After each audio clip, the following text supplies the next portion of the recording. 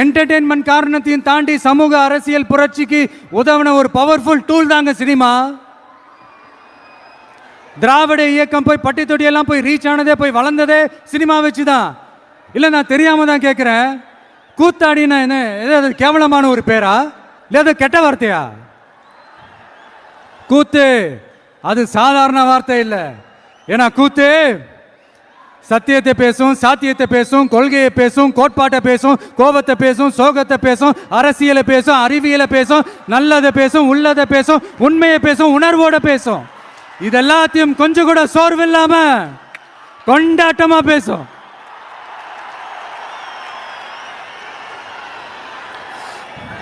கூத்து ஒரு கொண்டாட்டம்னா கூத்தாடி அந்த கொண்டாட்டத்தோட குறியீடு.